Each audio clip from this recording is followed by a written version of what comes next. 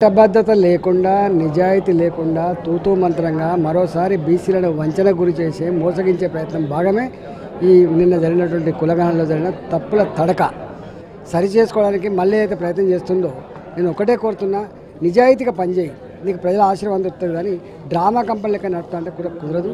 కులం ఏ పార్టీ వాళ్ళ కావన్నా వద్దా, కులగణన ఉండన్నా వద్దా క్వశ్చనే రైజ్ కాదు.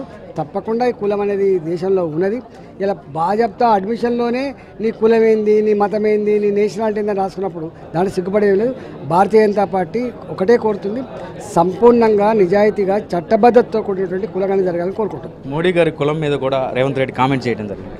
చాలా చిల్లర, అంటే గంత టాల్ పర్సనాలిటీ ఇవాళ మోడీ గారు ఏ కులంలో పుట్టిన పక్క పెడితే భారత జాతి గర్వించే ముద్దు బిడ్డ, అన్ని వర్గాల, అన్ని కులాల, అన్ని మతాల, అన్ని ప్రాంతాల బిడ్డ తప్ప ఇలా గా పర్సనాలిటీ పడుకొని కులం మాట్లాడతా. రేవంత్ రెడ్డి చేసినటువంటి ఐఏఎస్ ఐపీఎస్ల మీద కామెంట్స్ ఎట్లా? అంటే చేతగాక, అడ్మినిస్ట్రేషన్ చేతగాక, తెలియక. ఇలా గవర్నమెంట్ అనేది 5 ఏళ్ళు ఉంటుంది పోతుంది, ఎమ్మెల్యే అంటాడు, ఎంపీ అంటాడు, 5 ఏళ్ళు ఉంటాడు పోతాడు.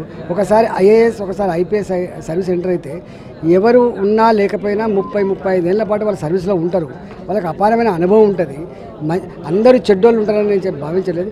పనిలో పెట్టుకునే దాన్ని బట్టి, గౌరవించే దాన్ని బట్టి, బాధ్యతలు అప్పచెప్పే దాన్ని బట్టి ఉంటుంది తప్ప అందరు నిద్రపోకపోతే ఏం చేస్తావు, నువ్వు పని చేయకుండా మొత్తం నువ్వే అనుకుంటాను. ఒక రేవంత్ రెడ్డి మొత్తం పని చేస్తేనే అంత నడుతుంది, నాకే తెలివి ఉండదు అని చెప్పి ఇట్లా కేసీఆర్ అనుకున్నాడు. నువ్వు కూడా గట్టిగా అనుకుంటాను కాబట్టి కథమైపోయింది. ఎమ్మెల్సీలు ఎట్లా ఉండబోతుంది సార్ బీజేపీ? 100% 3 కరీంనగర్లో ఉన్న పట్టభద్రుల టీచర్ ఎమ్మెల్సీ, ఇక్కడ ఖమ్మం, వరంగల్, నల్లగొండ జిల్లాల టీచర్ ఎమ్మెల్సీ